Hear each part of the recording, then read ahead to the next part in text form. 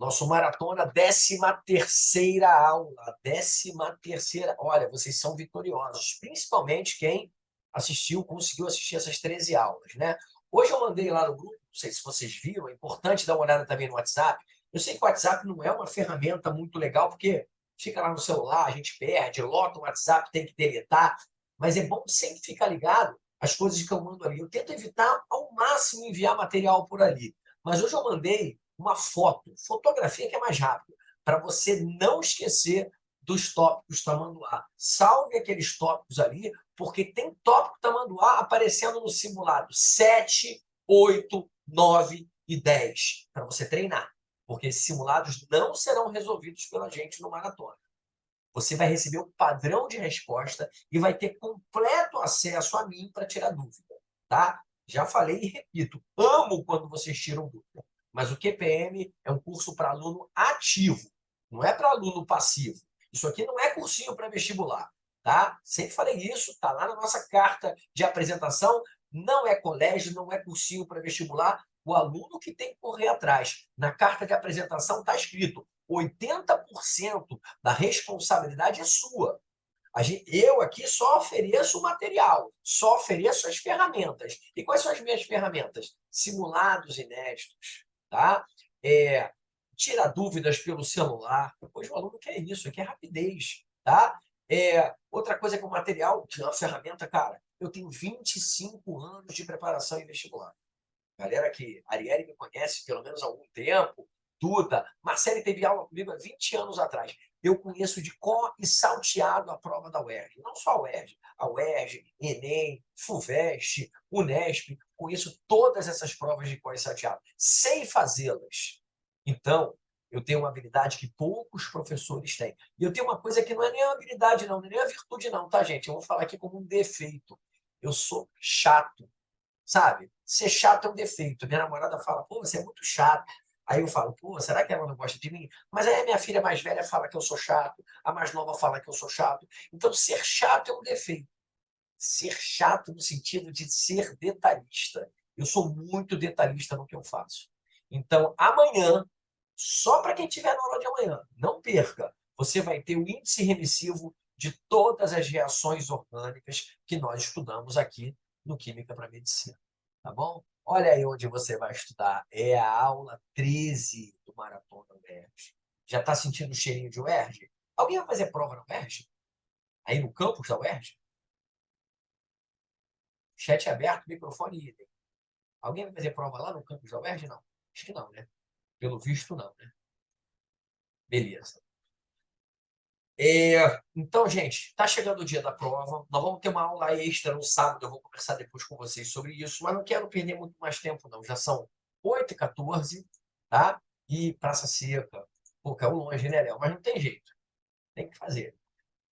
Vamos resolver, né? Vamos fechar essa questão aqui do simulado. E essa é uma questão que precisa ser colorida, tá?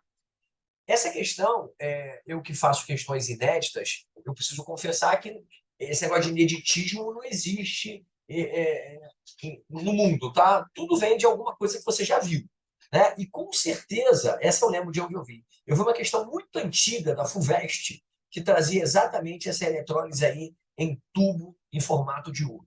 Outro diferencial que eu tenho, é que talvez vocês não saibam, mas eu não sou formado, eu não sou licenciado em Química. A minha primeira faculdade foi bacharelado em Química.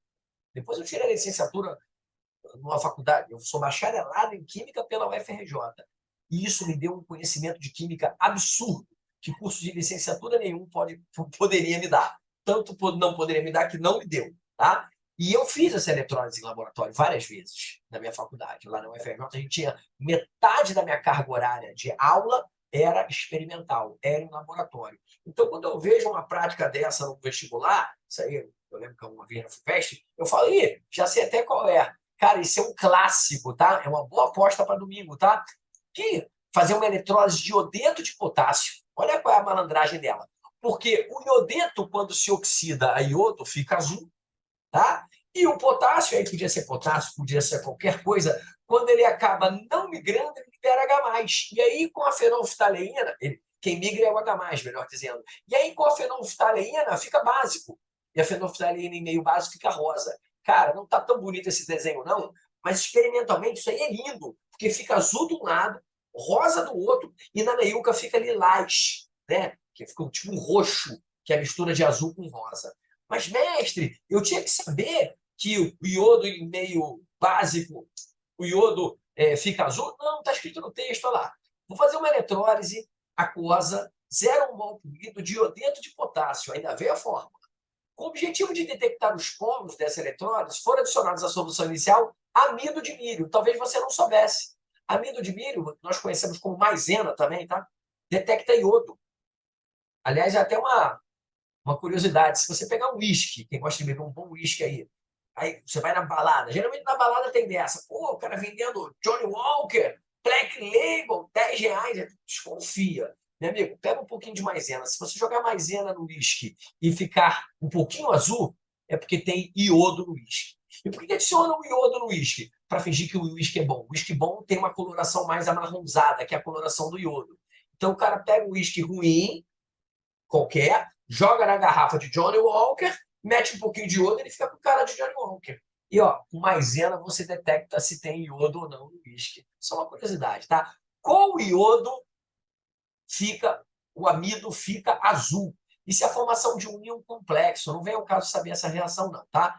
Agora, a fenolftaleína, que é o indicador ácido base, é um clássico. Ela fica rosa na presença de íons hidroxila. Então, o texto já está dizendo o que aconteceu. Aqui tem íons hidroxila, que nós chamamos até de meio básico, tá? E do outro lado formou iodo molecular. Ó, iodo, esqueci de sublinhar essa parte. Iodo molecular. Iodo molecular não é I-, é I2. E agora toma cuidado, tá? Será que com essas cores dá para identificar os polos da eletrólise? É exatamente essa pergunta, ó. Escreva as reações ocorridas nos eletrodos A e B dessa eletrólise. Todo mundo aqui já sabe fazer eletrólise aquosa, ordem de migração, mas como é que eu vou saber as reações do eletrodo A e B se eu não sei se eles são anodo e catodo? Então, o primeiro pulo do gato é saber se é anodo ou catodo. E aí, um erro muito comum é ver a hidroxila aqui e pensar assim, né? Muita gente pensa assim, hidroxila, negativo, negativo é ânion, esse é o anodo. Não, esse é o catodo. E vou explicar por quê. Você tem que, na verdade, perceber o que foi produzido. A hidroxila não foi produzida, ela sobrou. O iodo foi produzido, porque você não tinha iodo. O que você tem numa eletrólise de iodeto de potássio? Olha o nosso rascunho. Você tem o íon potássio, o íon iodeto e os íons provenientes da água. Não esqueça que quando a eletrólise é aquosa, a gente costuma fazer essa cruzinha aqui, ó, e mostrar os íons provenientes da água. K+, I-, H+, que vem da água, e OH-. Tem até uma ordem de migração aqui que a gente já trabalhou, mas eu vou rever com vocês, mas não precisa aqui não, tá vendo, Arielle? Então, tá na cara que esse iodo aqui, do polo que está azul, veio do iodeto. Agora, gente, olha como é que a eletrólise é até mais fácil do que pilha. Iodeto é ânion. Ânion vai para o ânodo. E o ânodo é o polo positivo. E tudo bem se você não sabe o que é o polo positivo, porque aqui eu só quero saber que é o ânodo. Tá? E é no ânodo, então, que vai formar o I2.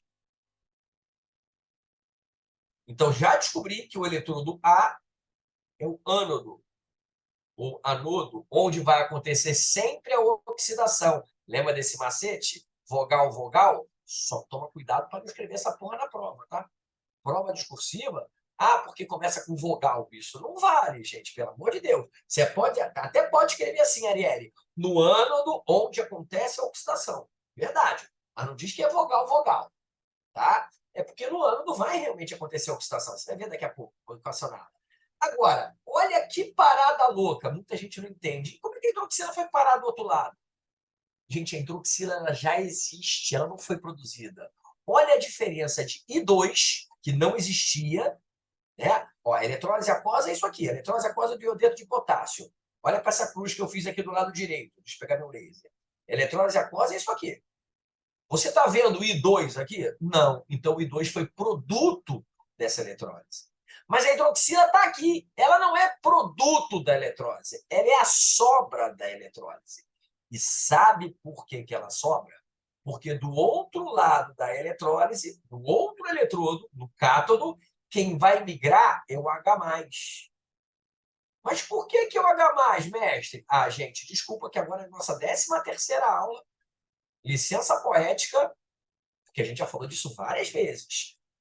H+ migra antes de alcalino, alcalino terroso e alumínio. O macete do au. E o potássio é um alcalino. Aqui, para quem não lembra, o potássio é da família 1A. Então, quem vai migrar é o H+, lá no cátodo, e vai produzir o gás hidrogênio. Mas, mestre, não está escrito ali gás hidrogênio. Não. Agora vem o pulo do gato, o tchan. Se o H+ migra, olha o que sobra em solução. Vou trocar até de cor, porque é o que sobra em solução. OH- sobra. E ele vai sobrar, sabe de que lado? Óbvio que você vai dizer assim, ah, mestre, não ferra, isso é um tubo que está conectado, é um tubo único, não tem lado. Mas aí que está a beleza dessa eletrólise, Léo. Como o tubo é em formato de U, a solução vai ficando mais rosa. Se você deixar muito tempo, ela vai ficar rosa toda. Mas ela começa a ficar rosa ali no eletrodo B. Por que no eletrodo B? Porque foi no eletrodo B que o H+ abandonou o OH-. Gente, H+ e OH- são os íons da água. Se o H+ sofre redução e produz hidrogênio, vou até fazer uma borbulha aqui, ó. Se o H+ sofre redução e produz hidrogênio, o OH- aparece mais ali do que do outro lado. Cara, isso é um erro. Eu já vi professor cometer esse erro, tá, gente? Há muitos anos atrás, eu vi um professor cometer esse erro. Olha o Jean chegando. E essa é a parte difícil da questão. Entender que a hidroxila não é formada, ela sobra. E ela sobra mais do lado do cátodo do que do ânodo. Por quê? Porque foi lá que o H+ abandonou ela. E por que o H+ abandonou ela? Porque ele virou hidrogênio. Agora, óbvio que quando a gente estuda eletrólise, tradicionalmente, a gente só se preocupa com isso aqui, ó, sobrou KOH. Realmente, a solução ficou básica.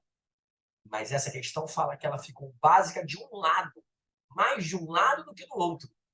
Então, esse lado aqui, esse meio básico, é porque sobrou hidroxila, não é porque formou hidroxila. E onde é que sobra hidroxila? Onde o H+ reage. Cara, esse é um erro muito comum. Levanta o braço aí quem já sabia que sobe hidroxila onde o H+ reage. Só escreve eu no chat. Se não escrever, eu vou achar que você não sabia e é normal não saber. Quem já sabia que sobrava hidroxila onde o H+ reage? Não sabíamos, né? É para isso que serve o maratona. Para você não cair nos possíveis detalhes da UERJ. Isso não é um tópico tamanduá, mas é um detalhe que quando cobra, meu amigo... E olha, vale também para o H+, tá? Vamos supor que tenha acontecido uma reação em que a hidroxila migre, não é essa? Por exemplo, se eu tivesse fluoreto de potássio, aí o OH- migra antes do fluoreto. Aí ele migra e abandona o H+. Aí tinha que ser outro indicador para ficar interessante, né? Aí, sei lá, azul de bromotimol. Porra, cara, se você botar azul de bromotimol, vai ficar azul num polo, amarelo no outro. Bom barato e verde no meio. Cara, essa mesma eletrólise pode cair com vários indicadores. Cuidado que essa aqui tem um indicador e a porra do amido de milho, mais conhecido como maisena, para deixar o lado azul. Tá bom? E ela é interessante porque fica um lado azul, um lado rosa. Helena Meiuca fica lilás. É muito bonita, já caiu na FUVEST. E com certeza não foi a primeira vez. Gente, é que a gente acha que o vestibular começou em 99. Né? A gente tem essa ideia. Gente, vestibular tem há anos. Né? É sempre bom resgatar questões antigas, tipo aquela que eu botei lá de corrosão, né? Que o Léo suscitou muito bem. Ah, mas se eu cobrir com metal, não pode criar uma pilha e atrapalhar e acelerar a corrosão? Pode. Esse é o problema de revestir com metal. Se o revestimento destrói, atrapalha tudo. E aqui tem um detalhe. Qual o detalhe? Esse aqui, ó. Sobrou. Quem chegou depois, Jean, detalhe dessa questão é esse aqui, ó. Tem um asterisco dela. Nesse detalhe. Sobra a hidroxila onde o H+ migra. Essa borbulha aqui é gás hidrogênio. E o iodo não é gás, tá? O iodo molecular é um sólido que, na presença de maisena, fica azul. Tá bom? Bom, a primeira parte é fácil, calcular A massa de iodeto em 100 ml é só pegar a concentração 0,1 mol por litro, né?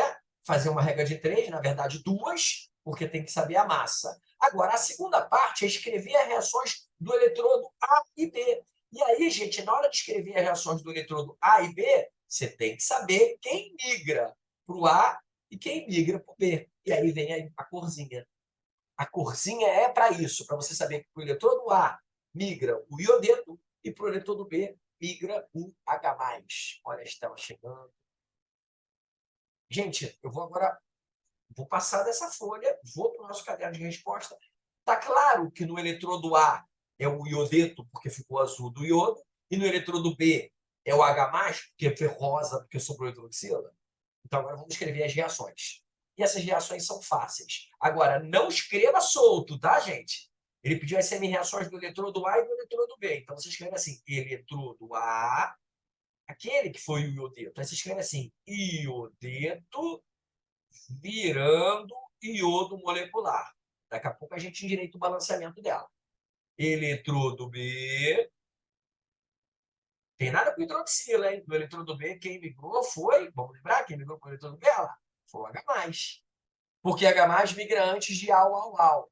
Então, é H+ produzindo gás hidrogênio. Quando a UERJ te pede para equacionar semi-reações de eletrólise, são sempre semi-reações que você consegue equacionar. Tá? Por que eu estou dando essa pausa? Já recebi aqui uma dúvida no chat. Né? Léo, excelente pergunta sobre cor da fenolftaleína. A UERJ costuma, nunca vi a UERJ cobrar cor de fenolftaleína. Mas você que está fazendo vestibular lá em São Paulo, cuidado.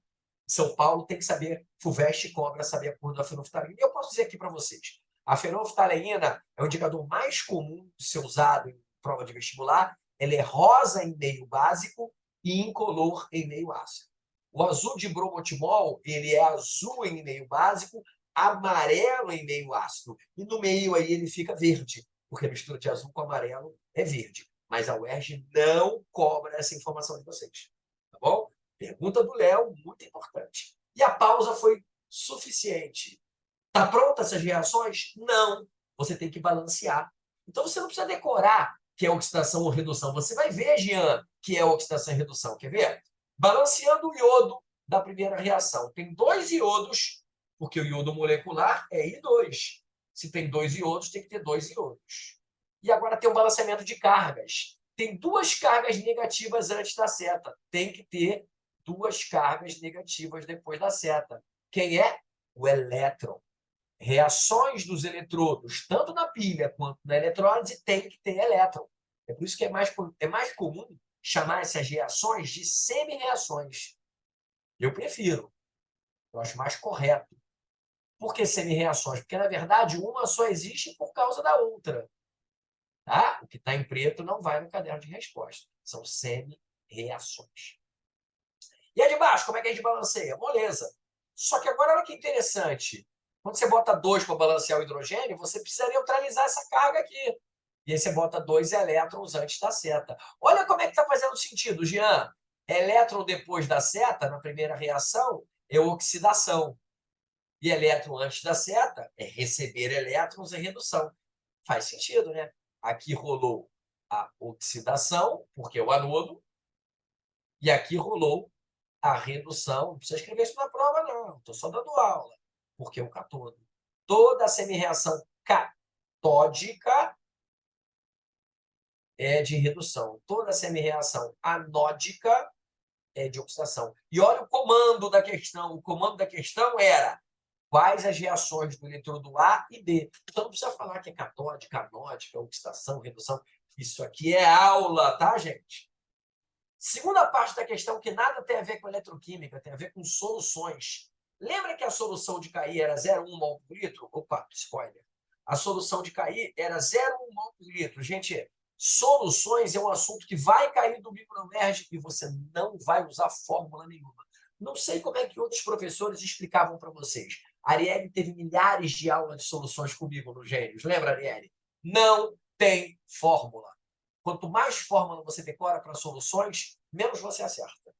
Então, vamos partir do dado. O que significa 0,1 mol por litro? Que tem 0,1 mol de iodeto de potássio a cada 1 litro de solução. É isso que vocês costumam errar. Vocês fazem regra de 3 só com números. Não faz isso, não. Faz com número, faz com a unidade, faz até do quem você está falando lá. 0,1 mol de KI em 1 litro de solução. Ah, ele quer saber a massa. Tudo bem, vamos descobrir primeiro quantos mols tem em 100 ml. Aqui os professores de matemática me matam. Não pode botar 100 ml embaixo de um litro, meu amigo. Pode. Pode. Porque qualquer criança, até minha filha mais nova, sabe que 100 ml é 1/10 do litro. Quer botar 0,1? Não tem problema, Jean. Mas pode fazer isso. Agora, faz a regra de 3, por mais ridícula que ela seja. Ah, essa aqui é fácil. Eu sei que é fácil, mas faz. Mostra. É o desenvolvimento da questão. 0,01 mol de KI. Como é que você passa agora para a grama? Pega esse valor e compara com a massa molar. Tabela periódica. 1 mol de iodeto de potássio. O iodo é pesadão, é 127. O potássio é 39. Então, o mol desse cara dá 166. Pô, a pena que a Duda não está aqui para conferir minhas massas molares que eu errei ontem. 1 mol desse cara pesa 166, porque o potássio pesa 39 e o iodo 127. Não, 166. É 0,01 mol. Cara, eu insisto na regra de 3 organizadinha, com unidade e tudo. 1,66 gramas de KI é o gabarito. Para que você vai decorar fórmula para soluções quando não precisa? Tá bom?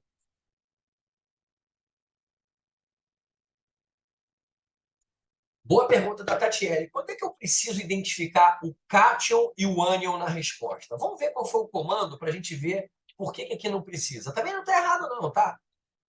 Escreva as reações ocorridas nos eletrodos A e B dessa eletrólise. Acabou, você escreveu do eletrodo A e do eletrodo B. Talvez, Tatiele, você esteja preocupado assim, pô, mas o cara não quer o desenvolvimento? Talvez aquela cruzinha que eu fiz, vou botar até aqui fora. E é talvez mesmo, tá, gente? Eu não acho que seja necessário, não. Talvez você fazer essa cruzinha aqui, ó, do KI e do H+, e o H-, e mostrar, né, que o K+ não migra, é o H+ que migra, e mostrar que do lado de cá é o I- que migra, talvez seja bom botar isso na prova. Mas não precisa não, tá? Não precisa não. Então, Arielle não. Tatiele, você só vai botar que é anódica e catódica se a pergunta for assim: escreva as reações anódica e catódica. Ou identifique o anodo e o cátodo. A pergunta podia ser essa, né? Já que eu falei, chamei de eletrodo A e B, eu podia perguntar assim, ia ser mais fácil até. Identifique o anodo e o cátodo. Justifique sua resposta. Aí você tem que falar. O anodo é o eletrodo A, porque lá aconteceu a oxidação do iodeto. O cátodo é o eletrodo B, porque lá aconteceu a redução do H+. Tá bom?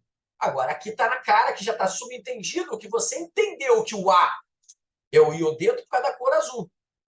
E o B é o H+, por causa da cor rosa da hidroxila. Tá bom? Então, aqui é menos resposta do que vocês esperavam. Vamos para a próxima, galera. Entrando no simulado 6. Tópicos dessa questão eletroquímica e soluções. Simulado 6, a gente sempre começa com questão mais leve, mais sutil, menos cálculo. Agora, cuidado que o simulado 6 vai ser terminado amanhã, hein? Amanhã tem aula no mesmo horário. Amanhã a gente vai resolver as 5 últimas questões do simulado 6. Orgânica pegando fogo nesse simulado, tá bom? O nitrato de cálcio, já vou sublinhar que tem que saber esse sal aqui de cabeça. Se não souber de cabeça, pelo menos saber o ácido que dá origem a ele, né? De cabeça. O nitrato de cálcio é um sal que pode ser obtido em meio aquoso pela reação entre o sulfato de cálcio e o nitrato de magnésio. Ou nitrato de potássio. A reação está toda descrita. Escreva a reação química de obtenção do nitrato de cálcio. Porra, ela está toda descrita. E sua fórmula estrutural plana. Cuidado, não tem nada a ver com geometria. Fórmula estrutural plana é desenhar no plano esse sal. Escreva também o nome do produto de maior massa molar. Aí, gente, vai ter que ver qual é, dos dois produtos, quem é que tem maior massa molar. Então, vamos escrever logo a reação, né, para a gente não perder muito tempo, né, dessa reação, e determine o número de oxidação do enxofre do sulfato de cálcio, o NOx. Tem 4 perguntas aí, hein? Questão fácil, mas que não pode deixar a questão em branco. Gente, desculpa que não tem muito desenvolvimento não, tá? Não tem matéria nova. Talvez a única coisa que você tenha que desenvolver, né, ou que lembrar, é que todo sal que termina em ato vem de um ácido que termina em ico. Então, se o ácido termina em ico, o sal termina em ato. E tem uma porção de sal famoso terminado em ato. Esse vem do ácido nítrico, um dos ácidos celebridades que eu coloquei lá na lista e mandei para vocês no grupo do WhatsApp. Né? O Léo comentou, eu comentei, prometi para ele e está lá. Então, quem é o nitrato? Moleza. Você tira o H+, esse é o ânion. Eu odeio decorar tabelinha de ânions. Eu decoro sais e celebridade, ácido e celebridades. Ácido nítrico, vai o nitrato. Sulfúrico, sulfato. Aliás, vou precisar do sulfúrico. Tem sulfato aqui, ó. Sulfato. Sulfato vem do ácido sulfúrico, H2SO4. Por isso que o sulfato é SO4-2. Mestre, isso não tem que estar no desenvolvimento? Não, gente. Não existe questão de nomenclatura justifique. Tem gente que sabe a porra do sulfato de cálcio de cabeça, eu, por exemplo. Tá? Agora, aqui só tem nitrato e sulfato. Cai na UERJ, carbonato, hidrogenocarbonato, fosfato. Tá bom? Já passei isso aí, gente, para vocês. Perdeu? Me pede que eu mando de novo. Né? É um slide só, lembra, Léo? Um slidezinho com ácido de celebridades. Acabou. Decora aqueles 6 que vai fazer muito bem a prova da UERJ. Tá? Bom, vamos lá. A reação está toda aqui, ó. Nitrato de cálcio vai ser obtido, ele é produto, quando o sulfato de cálcio reage com nitrato de potássio. É uma reação de dupla troca, tá? Então, vamos lá para a reação de dupla troca, já que eu passei aqui na frente. Você vai obter um um nitrato de cálcio a partir do sulfato de cálcio e ácido nítrico. Então, ó, sulfato de cálcio, CaSO4. Desculpa, nitrato de potássio, KNO3. Segundo o texto, esses sais vai me permitir obter o nitrato de cálcio. Só que presta atenção, como o cálcio é da família 2A e o nitrato é -1, você viu no slide anterior, né? Nitrato é -1, cálcio é 2A. A fórmula do sal tem 2 nitratos para cada cálcio.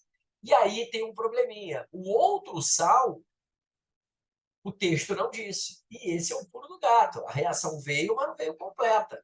Quem é esse sal? Gente, é ver o que está faltando.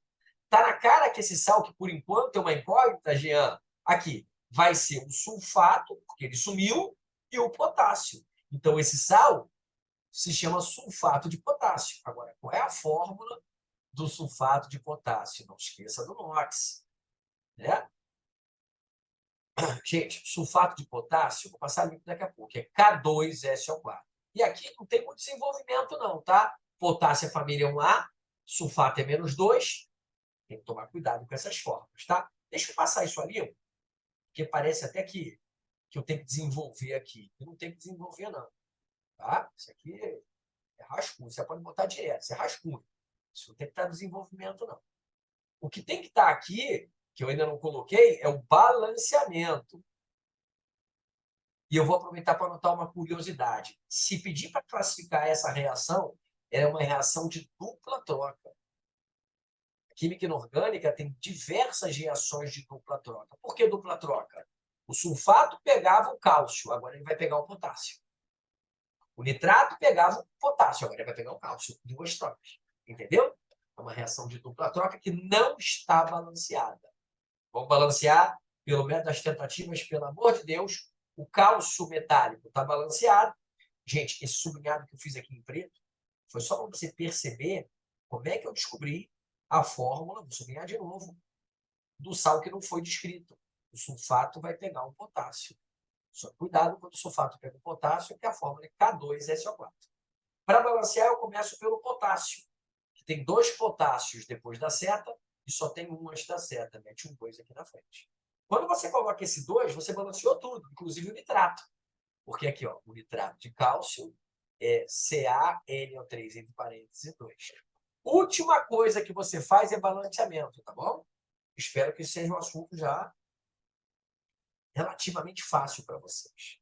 Acabou? Não, que é a fórmula estrutural plana do nitrato de cálcio. Cuidado, gente. Fórmula estrutural não tem nada a ver com geometria molecular. É óbvio que daí você pode pensar até na geometria. Só que essa fórmula aqui é de um sal. Como é que eu faço a fórmula de um sal? Eu tenho uma aulinha para te dar. E vai do lado de fora. Aqui, ó. Toda vez que você tiver que fazer a fórmula estrutural de um sal ou de um ânion, tá? Você tem que lembrar que todo sal, todo ânion deriva de um ácido. Então, a minha dica está aqui embaixo em preto. Pega a fórmula do ácido, tira os hidrogênios ionizáveis, que você vai ter o sal, ou, na verdade, o ânion do sal. Essa é a dica que eu tenho para te dar. Então, não desenhe direto a fórmula do ânion, que dá merda. Faz a fórmula do ácido, depois tira o H+, quantos forem, que você vai ter a fórmula do ânion do sal. Vamos ver se ficou claro. Gente, agora é método. O ácido que deu origem ao nitrato está no slide anterior. É o ácido nítrico, cuja fórmula é HNO3. Como é que eu faço a fórmula de um ácido nítrico HNO3? Ó, vou até botar a fórmula dele aqui embaixo. HNO3. Átomo central do HNO3 é o N. Calma que vai sair a fórmula já já. Átomo central do HNO3 é o N. Ligado a esse N tem 3 oxigênios. Vou botar os 3 oxigênios. E todo hidrogênio ácido, salvo raras exceções que serão descritas na UERJ, todo hidrogênio ácido é ligado ao oxigênio. Então, olha para a tela, olha para o teu celular, para o teu computador, para o teu tablet, para o teu Tamagotchi, onde quer que você esteja assistindo a aula, e olha a estrutura.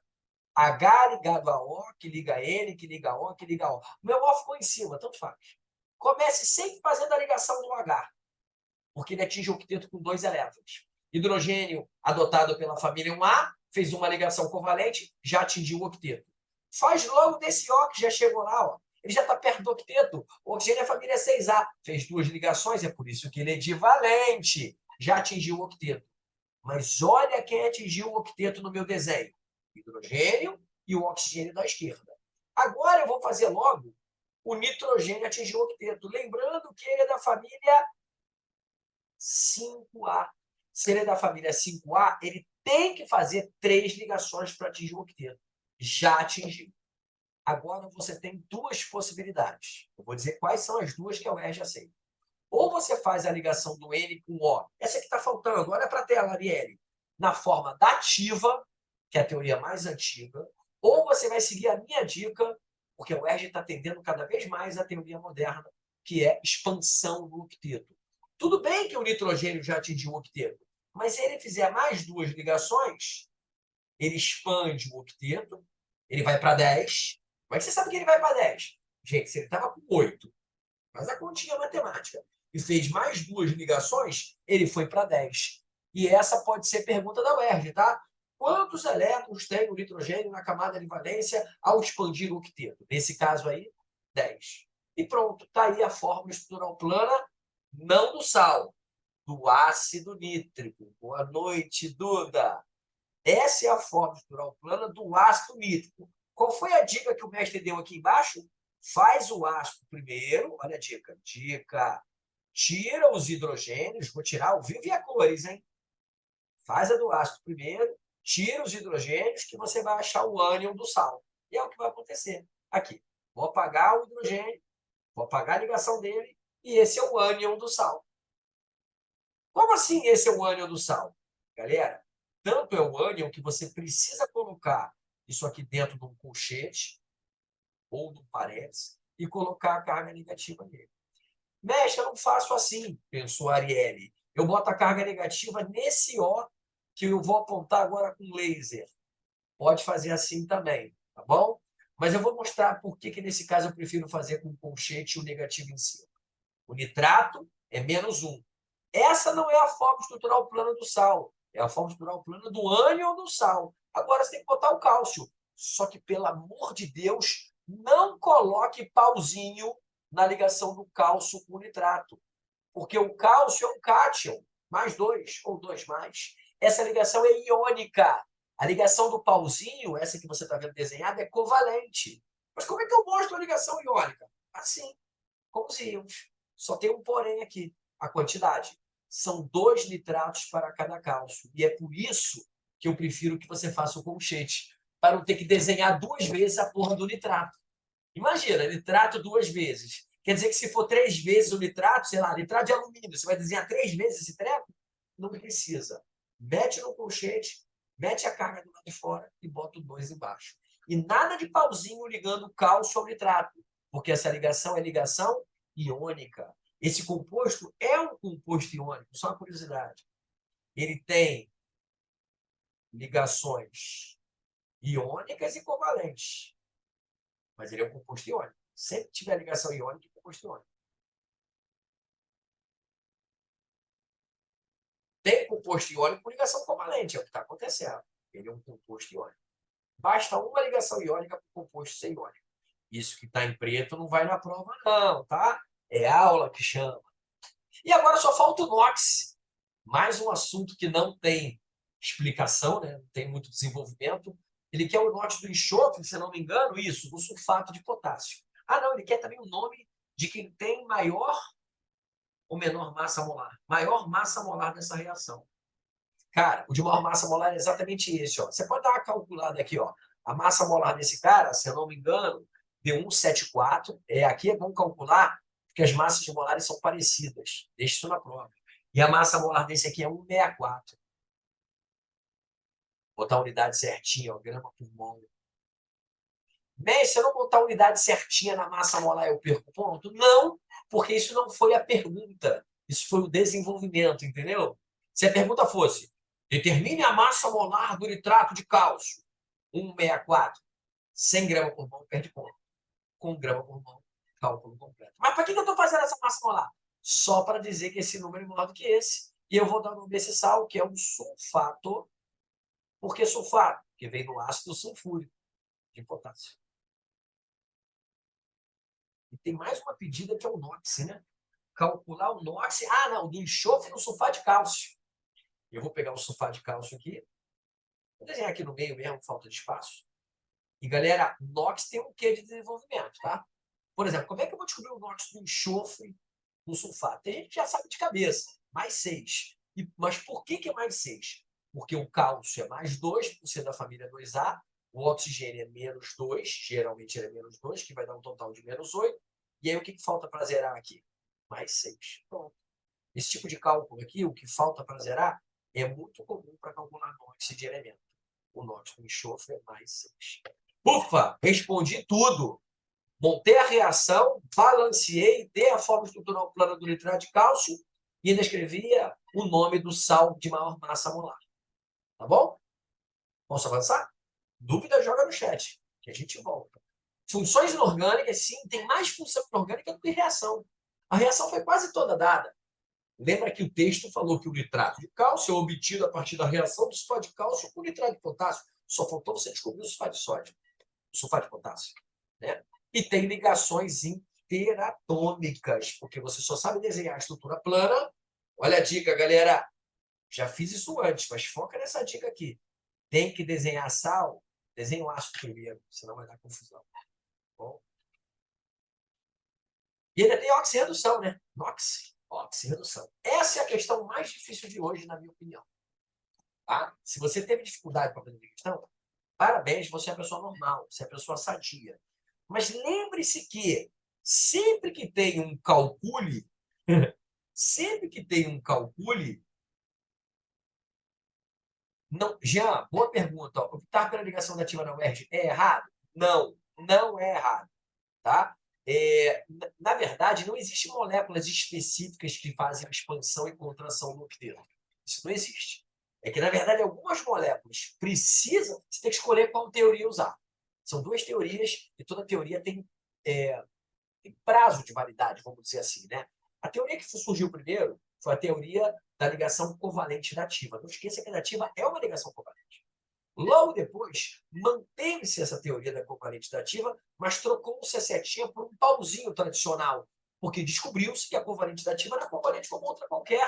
A energia para quebrar uma ligação OO, se for ligação covalente normal, ou O dativa O, é a mesma. Então, é só uma teoria, ninguém sabe nem se essa porra existe. E aí vem a teoria mais moderna, que é o seguinte: abandona a dativa e usa a expansão do octeto. Tá?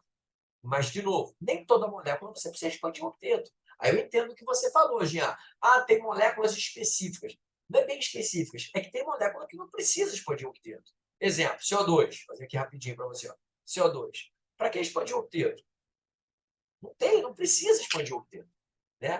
Para o ozônio você precisa. Olha por que precisa expandir o octeto para o ozônio. Porque se você quiser que todos os átomos atinjam o octeto, o átomo do meio tem que expandir. Ah, e isso é importante, Jean. Só pode expandir o octeto o átomo central. Eu podia desenhar o ozônio desse jeito, ou a UERJ aceita assim, ó. Acho que agora eu vou tirar para a dúvida, com a dativa. A UERJ aceita os dois. A minha preferência, tá? E a preferência do pessoal que corrige prova é a expansão do octeto. Mas se você vai expandir o octeto, nunca mais você vai fazer dativa, tá bom? Não, não, não, não, não, não. Duda, não existe essa regra de expansão do octeto, tem que ser a partir do terceiro período. O oxigênio não está no terceiro período e você pode expandir. É que o terceiro período, os orbitais D, eles explicam muito melhor expansões mais evoluídas. Tá? Mas eu posso expandir antes do terceiro período. Tá vendo? O oxigênio não está. Gente, confira comigo, o oxigênio não está no terceiro período. E eu expandi o octeto. É que existem expansões muito grandes do octeto, né, para elementos do terceiro período. Aí o pessoal queria uma regra que não é bem uma regra. Horrível. Tá bom?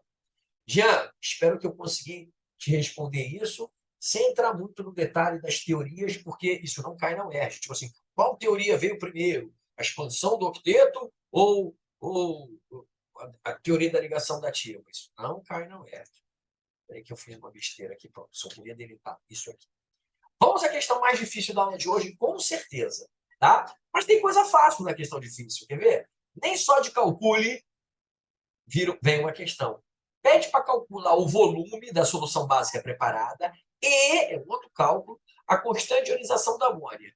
Em seguida, escreva a reação de ionização da amônia e indique a geometria do íon amônio. Se você quiser começar pela geometria do íon amônio, pode. E essa é uma das geometrias mais fáceis que tem.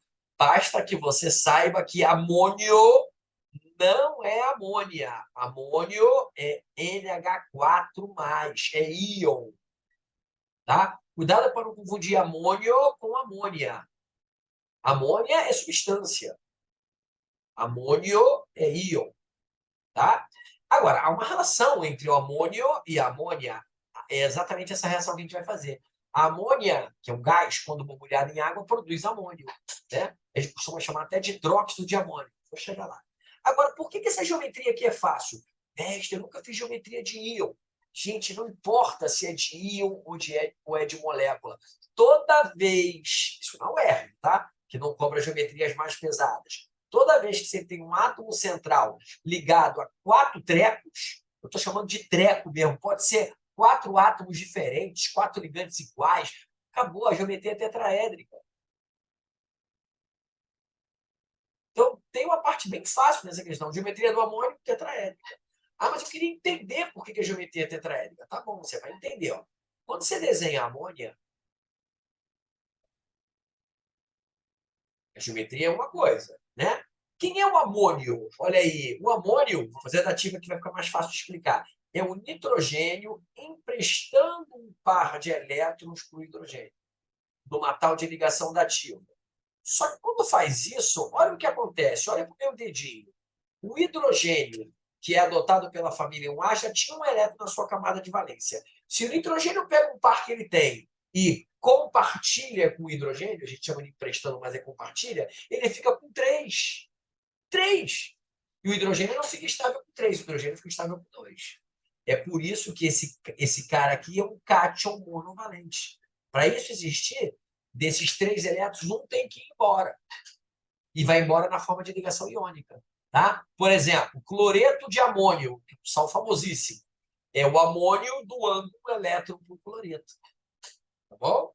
Então, essa é a estrutura plana do amônio. Para que você está desenhando a estrutura plana do amônio? Porque agora você tem certeza que isso vai formar um tetraedro, nitrogênio no centro, H de um lado, H do outro, H do outro, H do outro, e pode representar sem pauzinho, mas não esqueça que isso aqui não é uma molécula. Isso aqui é um cátion. Geometria tetraédrica. Acabou. Geometria molecular não tem explicação. Quer dizer, tem, né? Mas você não precisa justificar a geometria. Indica a geometria do meu amônio, você pode escrever amônio geometria tetraédrica. Agora, eu tenho uma sugestão aqui para vocês e tenho certeza que a maioria dos discípulos não fez a questão do pH, do borbulhando desse jeito. Tem vários jeitos de fazer essa questão. O que o pH 10 e o 3,4 quilos de amônia gasosa tem a ver com essa questão? Tem mais uma informação aqui que talvez você não tenha percebido. Uma em cada 200 moléculas de amônia se transformaram em amônio. Cara, esse aqui é um grau de ionização. Tá? Então, pelo menos para calcular a constante de ionização da amônia, você podia usar a fórmula pronta. Aquela que a Duda perguntou na aula de ontem, caía igual a m alfa ao quadrado, encaixa como uma luva para calcular a constante de ionização.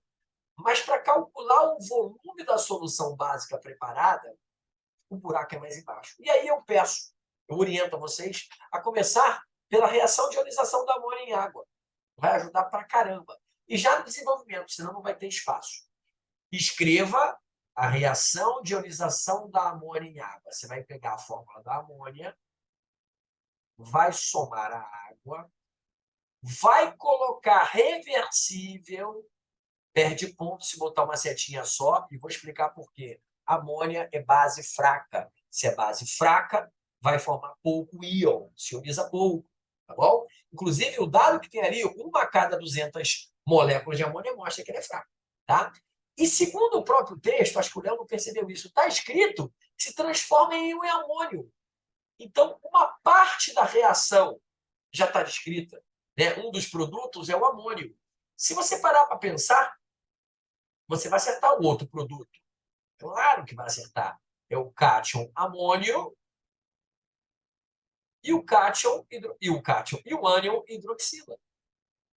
É o que está faltando. Está faltando por quê? Para neutralizar mais com menos e também para botar o oxigênio que está faltando. Pronto, galera. Essa reação é a reação que o texto pede. Vou ler aqui de novo a reação para ver se o comando está direitinho. Escreva, peguei aqui meu texto, ó. Escreva a reação de ionização da amônia em água. Agora, pouca gente não percebeu que 3/4 dessa reação estava descrita lá em cima. A amônia reage com água, borbulhada com água, dando cátion amônio. E o outro íon é a hidroxila. E é por isso que a amônia é uma base.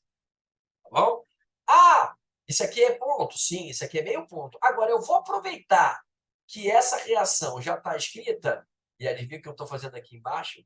A tabelinha do IREC, que nós fizemos 2 vezes ontem. Vamos fazer mais uma vez hoje, mas que não é totalmente necessária para fazer essa questão. Só que eu vou te mostrar por quê. Aquele cálculo do volume da solução de amônia só vai sair se você souber aqui quanto tem de amônia no início. Ó. IREC, para quem perdeu a aula de ontem, é início, reação e equilíbrio. Aviso, a gente discutiu isso ontem também. Água não tem concentração em sistemas aquosos. Pô, gente, qual a concentração da água na água? Não faz sentido. Então não é questão de estado físico, não, né? Concentração da água na água. Não existe. Ela é constante, na verdade. Então esquece. Isso vai ser importante para calcular a constante de ionização. O texto falou que depois da solução pronta, o pH dela deu 10, não é isso? Galera, e é daqui que a gente vai começar. Galera, é por isso que você está assistindo a aula ao vivo. São 9 horas da noite e essa é a questão mais difícil. Olha para cá. Se o pH é 10, rápido, o pOH é 4. Mas por que você está indo para pOH, mestre? Porque a solução é básica. Solução básica, eu preciso catar a concentração de hidroxila. E agora, mais rápido que um guaxinim, a concentração de hidroxila é 10 a menos 4 mol por litro. E aí, nesse exato momento, a Arielle está pensando, mas você não botou nenhuma fórmula aí de pH. Pode fazer isso, mestre? Pode, porque isso aqui é só o desenvolvimento de uma outra pergunta. Se a pergunta fosse, vê se você entende, Lívia, pOH, ou calcule a concentração de hidroxila dessa solução. Aí você faz um tchuri-fluri ali para mostrar as formas. pH é menos log de H+. Mas aqui, se você não for rápido, você não vai conseguir terminar. E agora, olha o que eu descobri. A concentração de hidroxila. Onde é que eu vou colocar isso na minha tabelinha do IREC? No equilíbrio. Porque, galera, quando a reação não aconteceu, é 0 de hidroxila que eu tenho. Eu não sei se vocês perceberam. Já dá para eu fazer a conta ao contrário e descobrir quanto eu tinha de amônia no início. Não esqueça que tem uma de cada 200 moléculas. Isso é uma informação importante. Vou voltar no texto lá. Isso aqui é muito importante. Uma em cada 200 moléculas. Isso aqui é uma regra de 3, se você quiser. Ah, mas eu transformei isso em alfa. Uma de 200 é meia de 100. É 0,5%. Tudo bem, esse é outro jeito que eu tenho certeza que foi aqui que a Duda foi. Já conheço a Duda, não deve ter ido por aqui. 0,5% para acelerar. Mas se você quiser fazer regra de 3, também vale. Olha o que o pH 10 me gerou. Uma concentração de hidroxila de 10 a menos 4, que já pode agora, numa cor diferente, preencher uma grande parte da minha tabelinha do IREC. Acompanha, galera.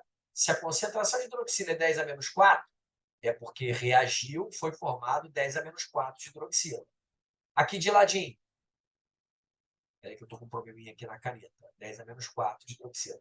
Aqui também vai ser 10 a menos 4 de amônio, porque a proporção é 1 para 1. E agora, atenção, quanto é que reagiu de hidroxila? Cetão, 10 a menos 4. Agora, esse 10 a menos 4 que reagiu, que eu acabei de descobrir, porque essa reação é toda 1 para 1, deixa eu botar um asterisco aqui para você lembrar a reação, tem que seguir o balanceamento da reação. A reação é toda 1 para 1. É equimolar. Tá? Então, 10 a menos 4, 10 a menos 4, 10 a menos 4. Agora, foca na amônia. Eu não tenho a concentração inicial da amônia. Aliás, se eu tivesse, eu saberia o volume, que é o tchan da questão. Quero saber o volume. Mas eu sei que dessa inicial, uma de cada 200 se ionizaram. Então, olha como é que eu posso fazer isso por regra de 3. O que significa uma de cada 200? Que uma molécula, é de amônia que ele está falando, tá? De amônia, se ionizou a cada 200 moléculas. Agora, ionizar é reagir. Então, esse 10 a menos 4 que eu acabei de encontrar aqui na tabelinha do IREC é o que ionizou. Então, eu vou botar aqui, ó. Essas são as moléculas que se ionizaram. Ionizadas, fazer uma tabelinha bonita aqui para você, uma regra 3 bonita. E esse aqui é o total. Onde é que eu vou colocar o 10 a menos 4? Nas ionizadas ou nas totais? Nas ionizadas. Mas 10 a menos 4 não pode botar aqui porque não é molécula, é mol por litro. Cara, molécula é proporcional a mol. Pronto, eu já sei a concentração total de amônia que eu tinha. De novo, galera, esse 10 a menos 4 é uma de cada 200. Então, qual o total? 200 vezes 10 a menos 4. E 200 vezes 10 a menos 4... Só fazendo a conta aqui para você não achar que veio do nada. É a mesma coisa que 2 vezes 10 a menos 2. Essa é a concentração molar de amônia no início. Posso chegar lá naquela minha interrogação, tirar a interrogação e colocar 2 vezes 10 a menos 2. Esse é um dos jeitos de fazer, tá, gente? Depois eu vou mostrar. Você pode pensar em outro. Agora você pode terminar a tabelinha do IREC para calcular a constante de equilíbrio, né? Ele pede para calcular a constante de equilíbrio, dá para ter. Ou, se você quiser, pode focar agora. Vamos focar naquele volume da solução. Lembra que pediu assim: calcule o volume da solução básica preparada. Já sei que a concentração é 2 vezes 10 a menos 2 mol por litro. Mas o que significa isso? Qual o volume? Gente, lembra que foi jogado 3,4 quilos de amônia? Então, você pode fazer assim, quer ver? 1 mol de amônia, só fazer a conta aqui. 1 mol de amônia, tabela periódica, pesa 17 gramas. Olha que número maravilhoso. 3,4 quilos são 3.400 gramas. Quantos mols são? Cara, dá 200 mols de amônia. Como é que 200 mols de amônia vão dar essa concentração? Só se tiver um volume grandão. E essa é a última regra de 3 para descobrir o volume. De novo, galera, olha só. Agora vou botar esses dois fatores aqui. 2 vezes 10 a menos 2 mol de amônia é o que estaria presente em 1 litro. Se eu tenho 200 mols de amônia, eu vou precisar de 10.000 litros. Esse é o volume da solução inicial, que, para mim, é a pergunta mais difícil dessa questão e talvez a mais difícil de hoje. Eu fiz de outro jeito, Mestre, achei 10.000 litros. Parabéns. Quem fez de outro jeito, Arielle, Duda, também está certo. Tá? Mas por que eu resolvi fazer a tabelinha do IREC? Porque eu já tinha pedido a reação, né? Não tem como fazer sem o pH, tá? Esse lance do pH 10 é importantíssimo. Aliás, todas as informações aqui são importantes. Aquele 2 de cada, uma molécula de cada 200 é muito importante para a gente fazer essa regra de 3 aqui. Agora, por que eu fiz a tabelinha do IREC? Porque uma outra pedida aqui é calcular a constante de equilíbrio, também chamada de constante de ionização. E aí, ó, aqui, Lívia, a água não entra, tá? Vai ser concentração do amônio vezes a hidroxila, que vai ser a mesma concentração, sobre a concentração da amônia que sobrou no equilíbrio, que eu já vou preencher lá no IREC. Ficou meio apertado, mas vai dar certo, tá? Talvez eu tenha que mexer algumas coisas de lugar aqui. Talvez não, eu vou mexer porque ficou mal distribuído aqui. Gente, eu estou fazendo essa questão sem rascunho, né? Então peço desculpas, mas eu vou chegar lá. Aqui eu vou só passar para baixo aquela regra de 3 do 1 mol de amônia, pesa 17 gramas, tabela periódica. Isso também tem que fazer. 3.400 gramas, que foi jogado 3,4 quilos, são quantos mols? Achou 200 mols? Como é que 200 mols de amônia vão dar a concentração da tabelinha do IREC que eu encontrei? Só se tiver 10.000 litros, né? Então, você pega esses 200 mols, com esses 2 vezes 10 a menos 2 mols por litro, você descobre 10.000 litros. E a constante de equilíbrio? 10, ó, gente, a amônia também começa do zero. Olha para a tabelinha do IREC, o amônio também começa do zero. Então, aqui vai ser 10 a menos 4 também. Peraí, que aqui a cor azul tem que ir na prova, tá, gente? Mas a cor azul é só para você lembrar do teu raciocínio. Então, 10 a menos 4. Agora, presta atenção que isso é um erro muito comum e na aula de ontem alguém me perguntou isso. Não lembro quem foi. Minha memória é muito ruim. Eu tenho que subtrair o número de cima do número de baixo. Só que o número de cima é muito maior que o de baixo. 2 vezes 10 a menos 2, 10 a menos 4. Então, você pode aproximar o número maior, que é 2 vezes 10 a menos 2. Tá? E aí é só substituir esses valores. A concentração do amônio e da hidroxila é 10 a menos 4 vezes 10 a menos 4. Já vou colocar a da fórmula pronta que você usou. E aqui você coloca 2 vezes 10 a menos 2. Por falta de espaço, eu vou direto para o gabarito. Vai dar uma constante de ionização de 5 vezes 10 a menos 7. É 10 a menos 8, é isso mesmo. 5 vezes 10 a menos 7. E essa é a constante de basicidade da amônia, também chamada de constante de ionização. Eu fiz de outro jeito, disse a Duda ontem. Eu vou mostrar qual é o outro jeito. Ou usando a lei de Oswald, que eu mostrei ontem. KI é igual a M alfa ao quadrado. Lembrando que o alfa é o grau de ionização. Olha como é que vai ser muito mais rápido desse jeito, tá? Mas tem que decorar a fórmula pronta. Ó, constante de ionização é a molaridade inicial. Não tem jeito, vai ter que fazer a tabelinha do IREC para achar aquele 2 vezes 10 a menos 2.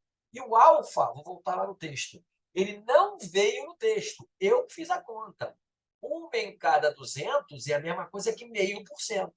Eu tenho que botar esse 0,5% ao quadrado, com a porcentagem e tudo. Então, 0,5% é meio sobre 100. Tá vendo, Jean?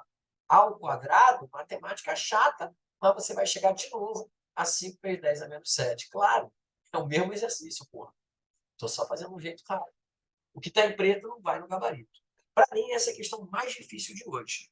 Tem dúvida no chat, tem gente gritando, chorando, apavorado lá. A Duda só escreveu que eu acertei o jeito que ela fez, de tanto que eu conheço os meus alunos. Né? E estou conhecendo vocês também. A Lívia, estou conhecendo bastante o Léo. Né? Os alunos se comunicam comigo. Tem que se comunicar, cara. Quem não se comunica não se trumbica. Não tem que ter vergonha, tá, gente? Vocês nunca vão me ver dizendo assim, nossa, você não sabe isso? O que é isso? Até a pergunta que eu fiz hoje lá para vocês, se o seu cursinho deu solução tampão, é que eu estou querendo não avaliar vocês, não, pelo amor de Deus. Eu estou querendo ver estrategicamente como é que os cursinhos estão. Porque, galera, eu já falei isso e repito, nada contra os cursinhos, inclusive eu trabalho em cursinho. Mas o cursinho ele tem um defeito hoje em dia. Ele te prepara para o UERJ depois que passa o Enem. Cara, às vezes não dá tempo. Gente, na boa, se você quer o UERJ, você tem que estar se preparando para o UERJ antes do Enem, em março, tá? O meu curso para o UERJ ano que vem vai começar em março. E em março você vai estar gabaritando a tua prova para o UERJ. O que a gente está fazendo aqui se chama maratona. É corrida contra o tempo. E você vai conseguir gabaritar essa prova. Mas, cara, vamos combinar? Olha quanto assunto. Essa questão aqui, esse slide aqui é emblemático para mim. Olha quanto assunto tem aqui que você treinou pouco. Sabe por que treinou pouco? Porque o Enem não faz isso. O Enem não faz isso. Me mostra uma questão do Enem que você tem que fazer isso. Eu sei qual é, eu sei qual é, eu vou dizer qual é. 2017, uma questão do hipoclorito. Uma questão que tinha que fazer tabelinha do IREC, pH, é uma questão do hipoclorito, o hipocloroso, que era 80 vezes mais. Eu sei o Enem de cabeça. Uma questão. Aí o que o curso faz?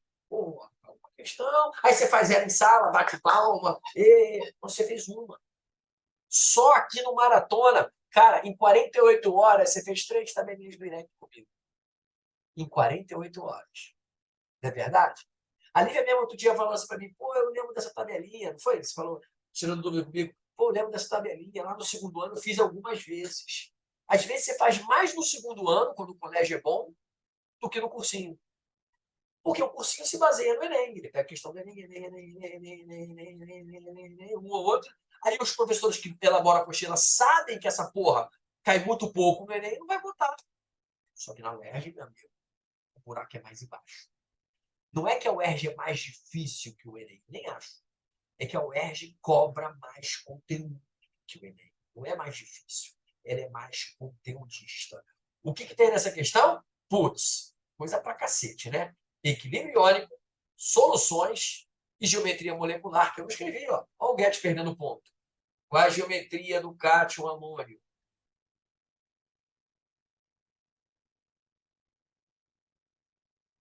O íon amônio, tetraedro.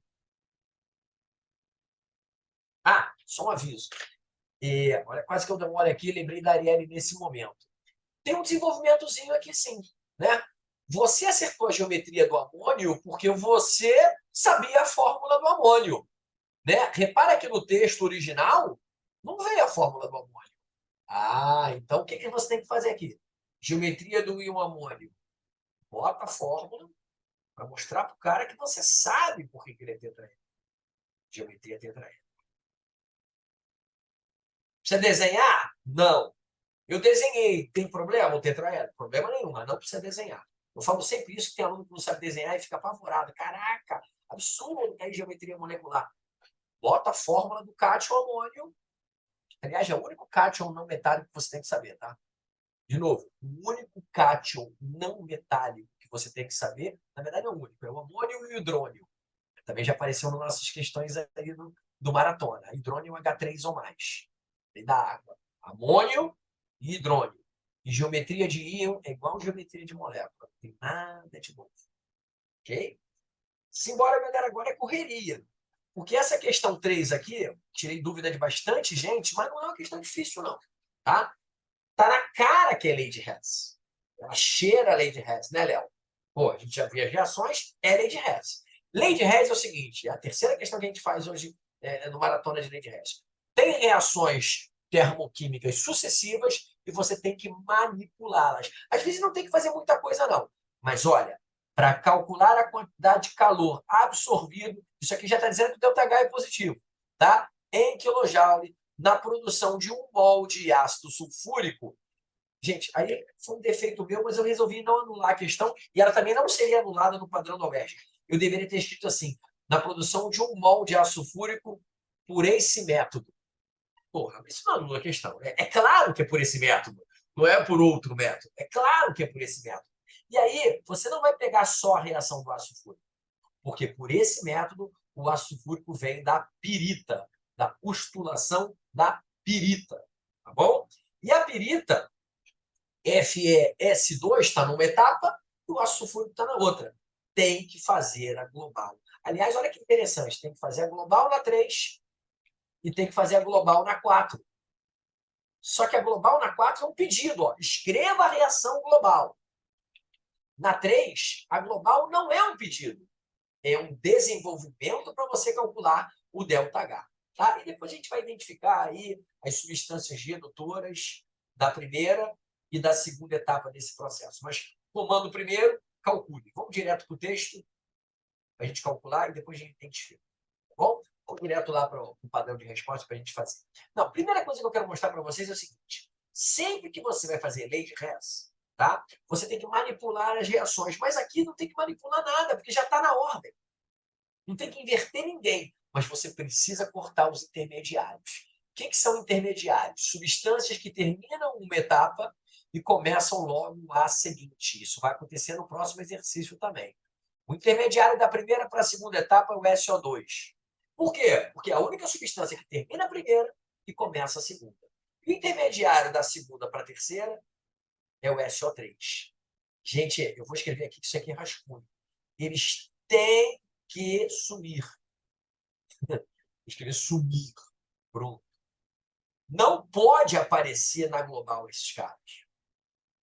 Porque, como o nome já diz, ele é intermediário, ele está no meio do caminho, então ele não pode aparecer na global. E aí tem um problema da matemática que vai afetar os valores do ΔH, que todo mundo já conhece. Como na primeira etapa eu tenho 8 de SO2 e na segunda eu estou consumindo só 2, eu vou ter que multiplicar a segunda etapa toda por 4. Toda ela. E aí ela permanece balanceada e tem que multiplicar o ΔH também por 4. Vai no desenvolvimento isso. Agora, olha o que acontece quando você multiplica por 4. Aqui fica 8, aqui fica 4, aqui fica 8, e aí gerou um problema para a próxima etapa. Como é que 8 de SO3 vai cortar com 1 de SO3? Tem que multiplicar a terceira etapa por 8. Léo, você sacou que as manipulações da lei de Hess são multiplicar a segunda etapa por 4 e multiplicar a terceira etapa por 8? A pergunta para o Léo é para todo mundo. Todo mundo sacou? Porque se não sacou, eu explico de novo. Porque é isso que vai lá no nosso desenvolvimento. Ah, tem que botar tudo isso bonitinho? Não posso calcular o ΔH direto? Não pode. É o desenvolvimento que ela escola. Tá bom? Então vamos lá. O que você vai escrever? A primeira etapa, do jeito que veio ao mundo. E aí, como isso aqui é só desenvolvimento, não precisa botar estado físico. Tá bom? Então vamos lá. É só desenvolvimento. Você escreve assim: 4 de FeS2, mais. Estou colando aqui porque eu estou sem o slide na tela. 11 de O2, dando 2 de Fe2O3, mais 8 de SO2. Se eu não fiz nada com essa etapa, eu mantenho o ΔH dela. ΔH de menos 140. Próxima. A próxima foi aquela que eu multipliquei por 8, né? Aquela que eu multipliquei por 8. 8 não, por 4. 8 de SO2 por 4. Obrigado. Mais 4 de O2, dando 8 de SO3. E aí, se eu multipliquei isso aqui por 4, o ΔH também já vai aparecer aqui multiplicado por 4. Fica menos 420. Já está quadruplicado. E a última é que a gente multiplicou por 8. Então, fica 8 de SO3 mais 8 de água, dando 8 de ácido sulfúrico. E o objetivo disso é calcular um ΔH final. Lei de Hess é isso. Multiplicou por 8 aqui ficou mais 1.760. Lei de Hess não tem fórmula. Mas, galera, sempre que você tiver que achar a reação global do processo, tem que sumir com os intermediários. Eles vão subir agora, ó. 8 de SO2 cortado com 8 de SO2, 8 de SO3 cortado com 8 de SO3. Isso aqui é o seu desenvolvimento para você entender, inclusive, a estequiometria da parada. Ó, repara que o O2 eu estou somando, deu 15. A água permaneceu 8. A água permaneceu 8. Mas o ácido sulfúrico vai produzir 8 mols. Isso vai rolar uma estequiometria aqui no final. E não produz só ácido sulfúrico, né? Produz aqui o óxido de ferro, o óxido férrico, né? E 8 de ácido sulfúrico. O ΔH dessa reação não é o gabarito ainda, mas é uma gaivotinha para quem chegou até aqui. Isso aqui dá mais 1.200 quilojoules. Agora, por que não é o gabarito? Foca na pergunta. Na produção de 1 mol de ácido sulfúrico. E por isso que a lei de Hess é importante. Você está produzindo 8 mols de ácido sulfúrico. Vale uma regra de 3. 8 mols de ácido sulfúrico liberam não, absorve. É o H positivo, absorve. Inclusive está usado o verbo absorver. 8 mols de ácido sulfúrico para serem produzidos, absorvem. E agora você pode esquecer o sinal. Você já que absorvem, né? Absorvem quanto de energia? 1.200 kJ. Cada mol de ácido sulfúrico absorverá 8 vezes menos. 1.200 dividido por 8, 150. E aí, se você quiser escrever de 150 kJ, tá certo. Se você quiser escrever 150 kJ por mol, também tá certo. Porque aqui é realmente para 1 mol. Tá bom? E aí, Lívia, aquela sua dúvida que não foi só sua, não. Quem são as espécies redutoras, substância redutora, na primeira e na segunda etapa do processo? Vamos aproveitar que a primeira e a segunda etapa já está aqui para a gente identificar. Só vale lembrar, gente, que espécie, substância redutora, vou escrever até aqui embaixo, é agente redutor. Ah, mas a palavra agente não apareceu. Não precisa aparecer a palavra agente. O que você tem que lembrar na aulinha em preto é que agente redutor sofre oxidação. Então, cuidado. Quem sofreu oxidação vai ser a substância redutora. Ah, e um aviso. Substância redutora, foi uma das perguntas que rolou, não é o elemento, é a substância toda. Eu até brinco, agente é sempre um reagente. Sempre que alguém te pedir agente, substância, não existe elemento redutor. Ninguém pede um elemento redutor. Até pode pedir um elemento que sofre redução. Mas elemento redutor não existe. É agente redutor, substância redutora, é quem sofre oxidação. Quem sofre oxidação é quem aumenta de inox. E aí tem um perigo aqui. Porque parece, né, que o ferro aqui mudou de inox, mas não mudou, não. Porque o enxofre... Gente, começa por aqui, ó. FeS2. Vou até escrever aqui embaixo, no rascunho. O perigo está no FeS2, na pirita. Essa substância aqui é perigosa, isso aqui é só um rascunho. Porque, na verdade, o ferro não tem inox fixo e o enxofre também não tem. A gente está acostumado a dizer que o enxofre é -2 porque ele é da família 6A. Mas, cara, se até o oxigênio, que é da família 6A, pode não ser -2, por que o enxofre tem que ser? E aí tem uma pegadinha aqui. Mas essa pegadinha é fácil de entender. O enxofre na pirita, ele é -1. Eu tinha que saber que o enxofre é -1 na pirita? Não, não tinha que saber. É tipo o peróxido.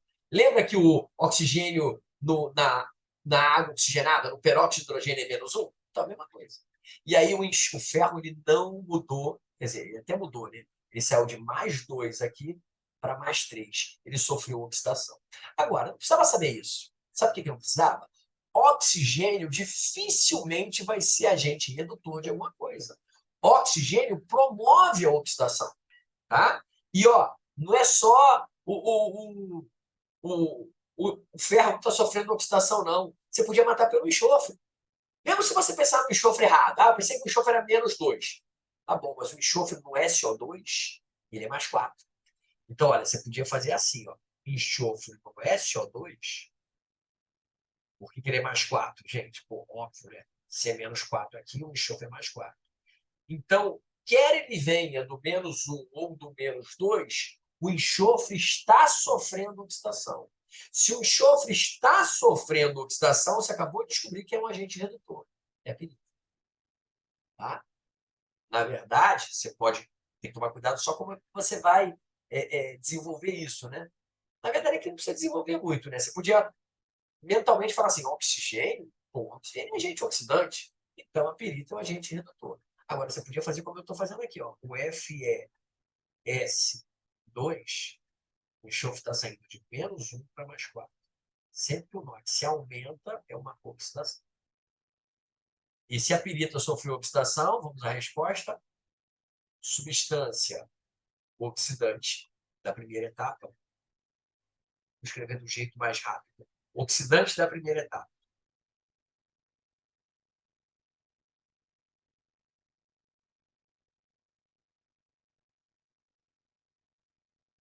Tem que escrever a substância toda, tá? FeS2. E quem é a substância oxidante da segunda etapa? Bom, essa é mais fácil, né? O oxidante da segunda etapa também não é o oxigênio, deve ser o SO2, porque você está vendo que o SO2 está indo para SO3. Pronto. Esses são os oxidantes. Só toma cuidado com essa pirita maluca aqui, ó, enxofre -1. Né? E aí você vê que o ferro também sofreu oxidação, que ele saiu de +2 para +3, aqui nessa curiosidade em preto. Olha lá, o ferro no Fe2O3, óbvio que é ferro 3. Pode, mestre, numa reação, dois elementos sofrerem oxidação? Pode. Pode haver 2 oxidações, 2 reduções, 3 oxidações, 4 reduções, estou exagerando. Uma coisa que não pode é ter oxidação sem redução. Isso não existe. Toda oxidação requer uma redução, ou mais do que uma.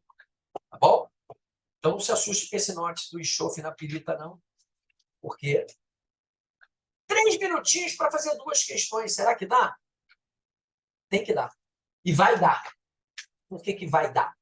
Porque essas questões que faltam são mais simples, mais curtas e de assuntos que você já domina. Aqui, por exemplo, nós treinamos funções inorgânicas, reações inorgânicas. Está errado isso aí. Tá errado. Isso aí vazou. Aqui, gente, aqui é só termoquímica, depois eu corrijo. Aqui é só termoquímica e oxirredução. Vou corrigir agora, quando você está copiando. Falha minha, gente. Aqui é só termoquímica e oxirredução. Lei de Hess. Se cair no domingo, você vai acertar. Agora, lembre-se que não é só de lei de Hess que vive a termoquímica, tá? Tem outras formas da gente calcular ΔH. Acho que isso está bem treinado, né? Ontem nós treinamos, né? ΔH, entropia dos produtos menos reagentes. Hoje, lei de Hess. Amanhã vai ter energia de ligação.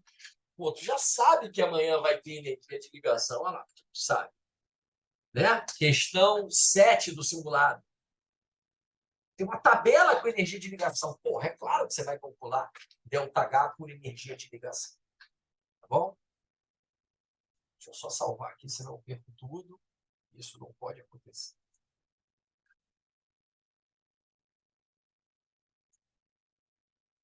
Salvo. Vamos lá, galera. 10 minutinhos a gente fecha isso aí. Tá? Aqui tem um assunto, de novo, aquele que eu critico os cursinhos. Tipo, isso nunca caiu no Enem. Isso não é tipo assim, caiu uma vez. Não, isso nunca caiu no Enem. Isso está longe do programa do que o Enem pensa como conteúdo. Só que cai pra caramba na UERJ. Né? Quer dizer, muito mais do que o Enem. E aí você quase não lembra. Gente, o que você tem que lembrar para escrever a reação, para determinar a ordem da reação? Que a etapa que é importante é a etapa lenta. Acabou. Quando você tem uma reação, né, que acontece em etapas, essa reação é que acontece em 4 etapas. Tá? Aquela que estiver lenta do lado é a mais importante. Isso já aconteceu lá pelo simulado 2, simulado 3, não sei se você lembra, mas o simulado 1, lá no início, só que veio um gráfico. Era mais difícil, você tinha que olhar para a energia de ativação para saber qual é a etapa lenta. Mas por que a letra é importante? Ninguém nunca me explicou. Deve ter usado a analogia dos operários. Você tem 4 operários construindo a piscina na sua casa, Léo. Aí tem um rápido, botando azulejo lá na primeira etapa, um que é rápido pra caramba, pegando azulejo e botando no outro lado da piscina, e aí tem um que fica pegando azulejo assim, todo devagarinho na parede. E tem outro que é muito rápido, passando, sei lá, vedação nos azulejos que já estão prontos. Você só vai tomar banho de piscina quando o operário lento terminar. Porque se está todo mundo construindo a piscina, não adianta. Vai ter hora até que o outro que está lá passando esmalte vai ter que falar assim, pô, não adianta eu passar esmalte aqui, ele não botou o azulejo. Como é que eu vou vedar o azulejo que ele não botou? Entenderam essa analogia? Então, não importa se a reação acontece em 4, 5, 10 etapas, existe, tá? O que importa é a etapa lenta para você escrever a reação global. E muita gente... Reação global, não, desculpa. Para você escrever a ordem global dessa reação. Aqui não vem o nome global, porque pode estar subentendido, tá? Ordem da reação também é conhecido como ordem global da reação, mas não precisa vir.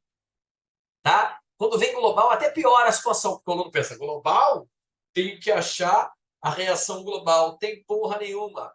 Você vai pegar a etapa lenta, que nesse caso aqui é a terceira, e vai dizer a lei de velocidade. Lei de velocidade, isso aqui tem que estar no gabarito. Então vamos direto para lá, no desenvolvimento. Não dá para dar ordem da reação sem lei de velocidade, tá? A lei de velocidade é o seguinte. A lei de velocidade é o seguinte. V é igual a K. Na verdade, não é assim que se vê. É assim, ó. A velocidade dessa reação, a velocidade inicial dela é proporcional à concentração dos reagentes da etapa lenta, quando estiver, elevado aos seus respectivos coeficientes estequiométricos. Então, você volta lá, você explicar muito. Olha aqui, a etapa lenta, 2 para o NO e 1 para o O2. 2 para o NO e 1 para o O2. Você vai escrever NO elevado ao quadrado e O2 elevado a 1. Tudo bem que esse número 1 não precisava colocar. Mas olha por que eu coloquei. Porque é daqui que você tira a ordem da reação. Essa é uma reação de, atenção, terceira ordem. Mestre, de onde você tirou esse terceiro? Vou mostrar. 2 mais 1. A gente fala ordem 3 ou terceira ordem. Tem reação de terceira ordem, reação de segunda ordem, reação de primeira ordem. Às vezes, a UERJ pode pedir, detalhe babaca, a ordem da reação em relação ao NO. Aí você escreve segunda ordem em relação ao NO, primeira ordem em relação ao O2, ordem zero em relação ao NH3. Como assim ordem zero em relação ao NH3? É que o NH3 não está na lei de velocidade. Então, a primeira coisa que você vai escrever no desenvolvimento é a lei de velocidade. Lei de velocidade não é calcular a velocidade.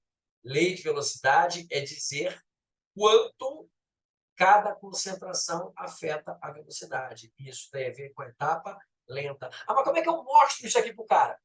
Escreve assim, etapa lenta. Pronto. Nem precisa, tá? Se eu botei entre parênteses, nem precisa. Mas se você quer justificar, tá bom, etapa lenta.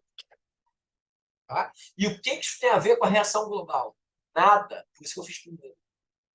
Viu, Lívia? Nada a ver com a global. A global, eu já mostrei como é que faz. Tem que cortar os intermediários. E aí eu tenho que voltar para cá para te mostrar quem são os intermediários, tá? Quem são os intermediários para a gente escrever de uma vez por todas a reação global desse processo? A ordem eu já determinei. Escrever a reação global, nada tem a ver, deixei para o final, foi um trabalhinho. Mas é um trabalhinho gostoso.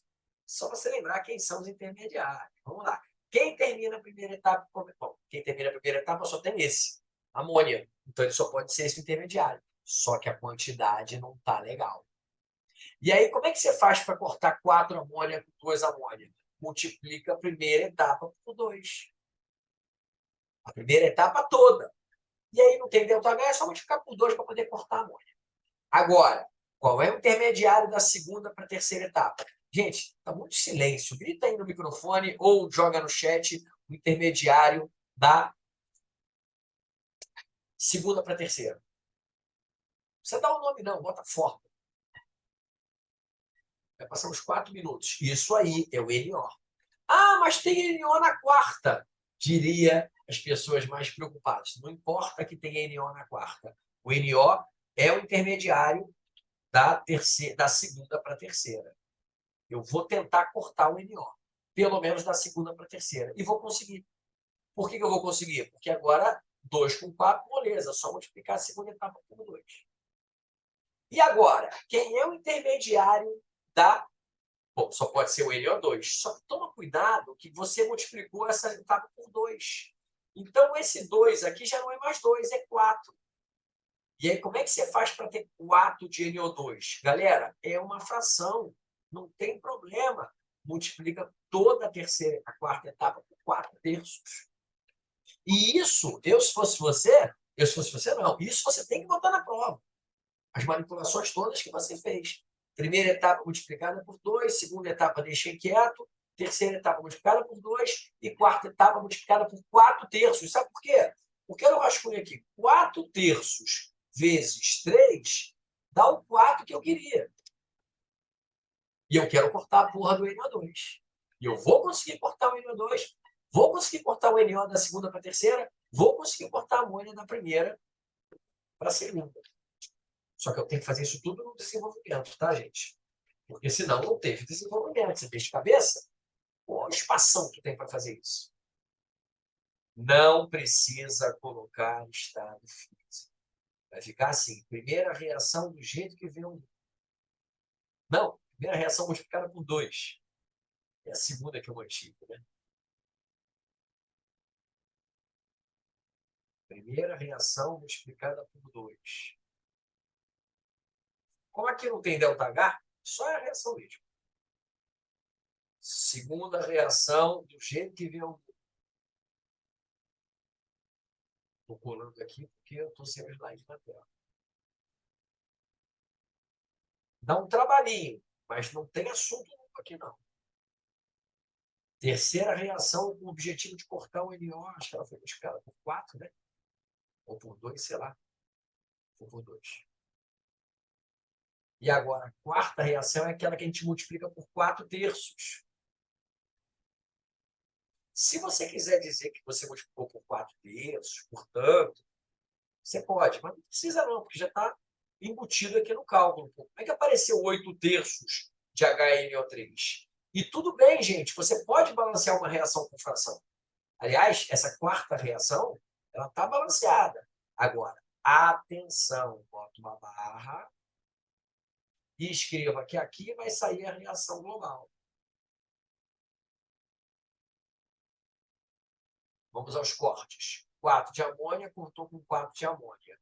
4 de NO cortou com 4 de NO. 4 de NO2 cortou com 4 de NO2. Dá para não confundir NO2 com NO. Quase que eu confundo. Cuidado que tem coisa aí para somar. Aqui, ó. 5 de O2 com 2 de O2. Porra, 5 de O2 com 2 de O2. Vou mostrar que isso aqui é um somatório. Se você botar 5 mais 2, perdeu ponto. É 7. E tem água aqui para você subtrair. Ó. Tem 6 de um lado e 4/3 do outro. Aí é subtração. De um lado e do outro, você dá uma subtraída aí. Tá bom? E a global ficará assim. 2 de N2. E tanto faz a ordem, tá? Aí eu botei o H2 na frente. Tudo bem. 6 de H2, não pode errar a quantidade. 7 de O2.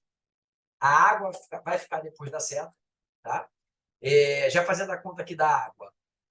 Deixa a conta da água para o final. 8/3 de HNO3. 4/3 de NO. Ué, mestre, mas você não tinha cortado? Eu tinha cortado da segunda para a terceira etapa. Mas se na quarta tinha, não tem jeito. E, atenção à água, 8/3 de água. De onde você tirou esse 8/3? Galera, matemática aqui, ó. 6 menos 4/3 dá 8/3. Tá bom? Aí eu não gosto de balancear assim com fração, mas está balanceado já. Se você quiser acabar com esse 3 denominador, você multiplica tudo por 3 e aí fica assim. Não é obrigatório. Não é obrigatório. Repare que é a mesma reação, ela continua balanceada, só que você acaba com a fração. Você não trabalha mais com o número fracionário. Tem que multiplicar tudo por 3 para poder. Ó, ou quer dizer que não é obrigatório. Se você for uma outra reação, sei lá, porque você multiplicou a primeira, a segunda, sei lá. Tudo bem. O importante é que esteja nas mesmas proporções estequiométricas que uma dessas duas aí. Tá bom? Então, é chatinho? É confuso? É trabalhoso? Agora, é matéria nova? Não é. Não é matéria nova. A maior matéria nova aqui é achar a ordem da reação. E agora, grande finale, já com 10 minutos de atraso. Aqui só tem cinética aqui. Tem gente que diz que achar reação global é estequiometria. Também é, né? Mas seria uma estequiometria se você tivesse que calcular alguma coisa. E aí, a nossa última questão, se tiver dúvida, joga no chat. Tá? A nossa última questão é a questão que vai falar de lei de Faraday, mas não é a primeira vez que nós falamos de lei de Faraday, tá bom? Cuidado, a gente já falou de lei de Faraday em outros momentos. Olha lá, é um tópico tamanduá que já está listadinho para você. Ó, lei de Faraday, simulado 2, questão 8, já passamos por ele. E agora, simulado 6, questão 5. Você vai ter mais 2 oportunidades de treinar a lei de Faraday. Olha que maravilha o nosso maratona. Simulado 7, questão 7, que não será resolvido. Simulado 10, questão 10. Porra, melhor do que isso, impossível. Índice remissivo, mandei para vocês isso hoje, gente. Porra, não tem cursinho que faz isso. Não tem. Vamos para a questão. Aparelhos eletrônicos sem fios, papapá. Cara, a parte de pilha é muito fácil. Determine a DDP padrão dessa pilha, não tem que fazer nada. É só somar os valores. E aqui é uma pegadinha. Vocês estão, cara, vocês são alunos que querem medicina. Vocês não podem ficar decorando coisas. Aí eu já decorei que sempre que vem potencial assim, eu pego o maior, inverto, troco o sinal, somo. Eu fiz de propósito essa questão inédita. De propósito. Olha a primeira reação, onde é que estão os elétrons? Olha a segunda reação, onde é que estão os elétrons? Isso aqui é uma oxidação, e isso aqui já é uma redução. Não tem que inverter nada. Para de decorar. Ah, DDP, eu pego um, troco o sinal do outro, inverto. Tomou, porque tu decorou. Para, você é aluno de medicina, você não pode decorar, você tem que entender que numa pilha, assim como numa eletrólise, tem que haver uma oxidação e uma redução. E o cara já te deu as semi-reações da pilha. Não tem que inverter nada. Tá bom? Até porque, olha só, mas não podia ter trocado? Se você trocar o sinal de uma, vai ficar negativo, trocar da outra vai ficar negativo, na hora que você somar vai dar negativo. Não pode. DDP de pilha tem que ser positivo. E aqui não tem formulinha de pega um, subtrai do outro. Não. Se as semi-reações já foram dadas na ordem, tá? Se pedisse a reação global, o que você faria? O único detalhe aqui para fazer a global é que teria, tá? Para fazer a global, que multiplicar isso aqui por 2. E o potencial não muda, tá? Se pedisse a reação global, você tem que cortar os elétrons. Mas eu não vou fazer a reação global, não. Sabe por quê? Porque não pediram. É só para determinar DDP. Então, como é que é o gabarito dessa questão? DDP igual a mais 0,76 somado a mais 0,49. Tá bom? Ah, mas o desenvolvimento não é a global? Não precisa da global. Peraí, que fugiu. Você vai escrever assim, ó. DDP, diferença de potencial, igual a mais 0,76, que é o potencial de oxidação, somado a mais 0,49, que é o potencial de quem sofre redução. Isso vai dar DDP de mais 1,25. Mestre, mas se eu pegar uma e subtrair da outra, também dá positivo. Verdade, mas está errado. Então, cuidado. Se disser nada assim, a DDP da pilha é mole, sempre tem que dar positivo. Uai, tem duas possibilidades de dar positivo aqui. Ó. Se você pegar de novo, presta atenção na matemática, 0,76 e subtrair 0,49, vai dar positivo. E está errado. Tá bom? Por que está errado? Porque a DDP dessa pilha aqui, peraí que passou, a DDP dessa pilha aqui, é só você pegar quem se oxida, quem se reduz. Tá bom? A questão aqui, Léo, não é se é uma positiva ou se é uma negativa. A questão aqui é, desse jeito que veio, já uma oxidação, uma redução, você vai pegar os potenciais que vieram. Por exemplo, vou dar um exemplo aqui, Léo. Vamos supor que esse potencial aqui não fosse mais 0,49. Vamos supor que ele fosse menos 0, sei lá, 50. A GDP da pilha seria mais 0,76 somada a menos 0,50. Tá certo. Tá?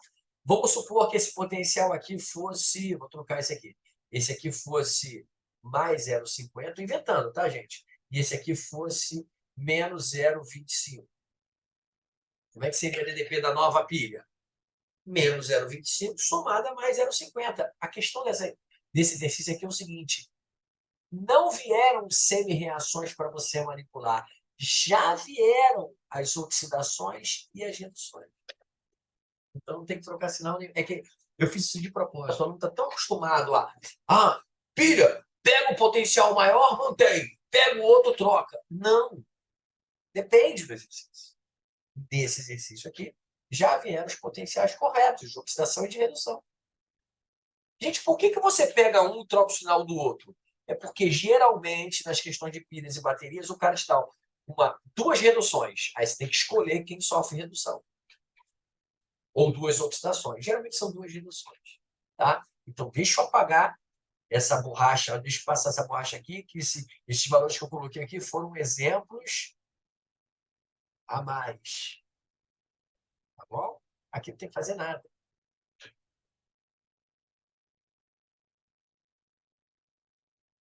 Acontece, né? Tá vendo? É que a gente fica com aquela coisa familiarizada. De novo, galera, na UERJ, o que mais acontece não é isso aqui. Isso que está aqui, eu botei de propósito, é uma pegadinha. Ó, vou até escrever, pegadinha. Para você pensar, né? E vai acontecer em outros vestibulares. Pode acontecer na UERJ. Não é comum, mas é uma pegadinha. Gente, você entende o significado de pegadinha. Pegadinha não é assunto difícil. Pegadinha é um assunto que você sabe, você erra por um deslize. Porra, eu fiz o mais difícil, que era inverter um dos sinais. Não é para inverter nada. Agora, a parte difícil dessa questão, que vai fechar com chave de ouro a nossa aula, já com 17 minutos de atraso, é como é que eu vou calcular o tempo de funcionamento de uma bateria? Dá para calcular? E o cara me dá meio ampere? O que isso tem a ver? Está na cara que isso aqui é lei de Hess. Tá? Porque quando fala de tempo, de bateria, quando fala de quantidade de carga elétrica, é lei de Hess. E tem uma parte que talvez você não tenha visto, que essa... Opa! Você falou lei de Hess, é de Faraday. Lei de Hess, aí, obrigado, Ariel. Lei de Faraday, estou com Hess na cabeça que a gente acabou de fazer. É lei de Faraday. Falou de tempo de bateria, vou até anotar aqui, é lei de Faraday. Michael Faraday. Cérebro físico. E o que a lei de Faraday tem a ver com a química? Obrigado. A lei de Faraday tem a ver com a química porque se eu tenho uma determinada massa que é totalmente consumida, eu posso calcular, sem fórmula, a quantidade de carga elétrica desse processo. Isso vale em qualquer eletroquímica. Galera, isso vale... Depois tem mais para você treinar. Vale em pilhas e baterias novas, modernas, vale nas antigas, vale em eletrólise. Tem gente que acha que lei de Faraday é só para eletrólise. Não, eu posso saber o tempo de funcionamento de uma bateria. É assim que a Apple, por exemplo, calcula quanto tempo demora para recarregar uma bateria de iPhone ou de Samsung, qualquer celular. Dá para carregar, dá para fazer o cálculo só por estequiometria, sabendo quanto de cátodo foi totalmente consumido. E é importante que ele fala que é o cátodo. E tem química aí, ó. No cátodo acontece a redução. Consoante, consoante. Então, o cátodo, óbvio que não é água, né, gente? Eu nunca vi um eletrodo metálico de água. É esse doido aqui, ó. É importante saber que esse doido é o cátodo. Por quê? Para poder calcular essa massa de 54,9. Isso aqui é isso mesmo, é Ni2OH. É um hidróxido óxido de níquel. É uma mistura de... É uma base com óxido no meio. Tá? Não sei nem se dizer isso aqui é uma base ou um óxido pela classificação da química inorgânica, mas tanto faz. O importante é que ele é o cátodo da minha questão. Ele que é o cátodo aqui do meu. E agora, como é que eu faço a nossa lei de Faraday, muito bem lembrado pela Arielle, sem fórmula? Eu vou pegar esse cátodo, NiO2H, e vou perceber que a relação dele, né, com os elétrons é de 1 para 1. Aqui, o importante é isso. Qual a relação dele com os elétrons? 1 para 1. E o resto da reação que se dane. Agora, por que eu jogo elétron na parada? Porque lei de Faraday é isso. Tem a ver com elétron. Mas, mestre, não é um elétron. Você vai ter que multiplicar por 2. Quer ver? Olha lá. Você vai ter que multiplicar por 2 para poder fazer a reação global. Só que quando você multiplica isso aí por 2, muita gente pensou isso, você multiplica tudo. Né? Realmente, para achar a global, eu teria que multiplicar por 2. Mas aí vai ficar 2 para 2. Então, gente, 1 para 1, 2 para 2, tanto faz. E só isso que me interessa na lei de Faraday. Aí, lei de Faraday, desculpa, gente, é estequiometria. Como assim estequiometria? Você vai dizer que 1 mol desse cara está para 1 mol de elétrons. Assim como a massa que foi consumida dele, que foi de 54,9 gramas, está para... E agora você vai calcular a quantidade de carga elétrica. Mas por quê? Porque lá na física, e isso vai na prova, a quantidade de carga elétrica tem uma relação com a intensidade e com o tempo, que é a famosa kit. Tem gente que escreve na forma de kit, tem gente que escreve assim, delta nada. I é igual a delta Q sobre delta T. É uma merda. É uma merda. Há uma relação íntima entre quantidade de carga elétrica medida em coulomb, intensidade de corrente em ampere, e aí, cuidado, tempo em segundo, hein? Tá? Então, vamos lá. O tempo é o que eu quero saber. A intensidade eu tenho, se não me engano, é meio ampere. Se eu souber a quantidade de carga elétrica que passou por essa bateria, eu sei quanto tempo demora para ela descarregar. E eu vou descobrir a quantidade de carga elétrica aqui. Só que essa quantidade de carga elétrica ela é medida em coulombs. E esse 1 que está aqui em cima não é um coulomb, é um mol. E aí vem a constante de Faraday. Você tem que decorar esse número. 1 mol de elétrons são 96.500 coulombs. Isso não é matéria nova. É a chamada constante de Faraday, que eu já expliquei lá no simulado 2. Anota aqui no cantinho. 1 Faraday, 96.500 coulombs. Não adianta nada se você decorar esse número se você não souber que é a carga de 1 mol de elétrons. Tem que decorar e tem que saber o significado. Carga de 1 mol de elétrons. Aí vira estequiometria. A carga de 1 mol é 96.500, vai sair coulomb aqui, contanto que você coloque aqui a massa molar do óxido de níquel. O níquel é 58,5, o oxigênio é 16 na tabela da UERJ, hidrogênio é 1. Vou colar aqui para ir rápido. Deu 91,5. E esse número é essencial que dê esse 0,5, tá? Porque há uma proporcionalidade aqui, ó. Se você pegar 1549 e multiplicar por 6, vai dar certinho 91,5. 549 multiplicado por 6 dá 915, na verdade, né? Então rola uma simplificação matemática aqui, como a UERJ gosta muito. Esse número aqui, esse aqui é 60% desse. E aí a quantidade de carga elétrica fica 0,6 vezes 96.500, dá 57.900 coulombs. Vai pegar esses 57.900 coulombs que saiu de uma regra de 3, isso aqui é a primeira lei de Faraday, e vai jogar aqui. Guedes, Oi, não seriam 2 mols de elétrons?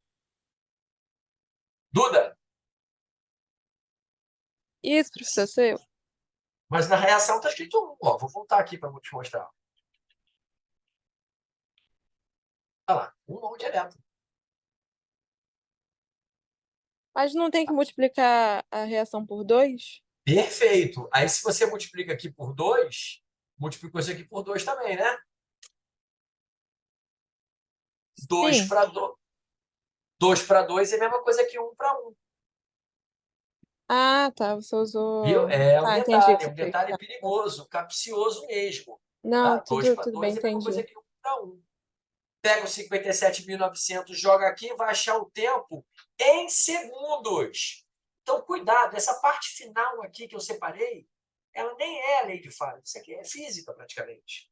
O tempo de segundos, tá? Deu 115.800 segundos, se não me engano. Deu muito alto, porque é segundo, tá, gente? Quando você divide por 60, você acha em minutos. Isso vai dar 1.930 minutos. Que é um tempo bem razoável, né? Isso é bem real. Uma bateria, gente. Trabalhando com a carga máxima, né? Com a amperagem reduzida, dá uns 1.930 minutos, é bem razoável. O que é a lei de Faraday, mestre? Essa estequiometria que eu fiz. Vou colocar em preto aqui. Isso aqui é a primeira lei de Faraday.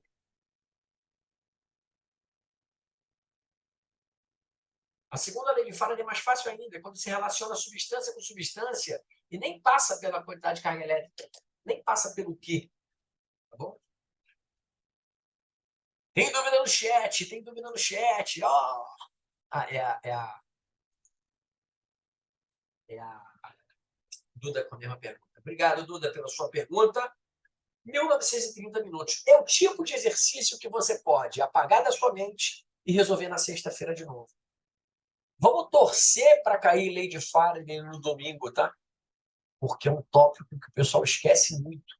E você vai treinar 4 vezes de Lei de Faraday se você fizer o índice regressivo que eu fiz para vocês com muito carinho, tá? Deu um trabalhinho, tá? Eu estava no ônibus do condomínio, aí fui lá anotando, né? Eu peguei 10 simulados, olhei um a um para lembrar onde é que estava cada uma das regiões. Amanhã, não terminei ainda não, amanhã eu vou fazer a mesma coisa com reações orgânicas. Pô, meu amigo, tu vai para essa prova destruindo essa prova. Agora, deixa eu dar uma sugestão aqui para vocês, já terminando a nossa aula. Não perde a aula de sábado, não, tá? Eu estou preparando com muito carinho a aula de sábado. É mais um simulado, tá? Não perde a aula de sábado, não. Eu sei que vai ser de tarde, eu sei que eu sei que tem todo um problema. Pô, mas está até almoço. Cara, eu tenho aniversário de criança do meu sobrinho. Eu vou sair correndo, né, para a festa do Velozes e Furiosos do Nicolas, 10 aninhos. Cara, mas eu marquei a aula e vou dar essa aula sábado, tá? Ela vai ter 2 horas de duração, são 5 questões inéditas que você vai receber na sexta, tá bom? Não perde, não. Se tiver, eu sei que, eu até vou liberar a câmera aberta, não precisa de câmera aberta, não. Pô, eu sei que sábado tem almoço de família, mas mete um fonezinho no ouvido, mete, sabe? Fala assim, aí, pode falando aí que eu tô aqui prestando atenção no Guedes, mas não perde essa aula de sábado, por favor. Tá bom? Gente, conseguimos um atraso aí de cacetada, quase meia hora, fechar esse material. Amanhã tem mais. Amanhã o bicho pega. Amanhã é praticamente orgânica. Dúvidas? Manda para mim no chat. Beijo, Duda. Beijo, Léo, Arielle. Obrigado pela sua participação de sempre. Lívia, Mel, Luiz. Beijo grande a todos. Jean, Tati. Beijo grande, gente. Muito boa essa aula de hoje. Valeu a pena. Tá bom? E amanhã tem mais. Até amanhã, gente. Mesmo horário, hein? Tchau, tchau.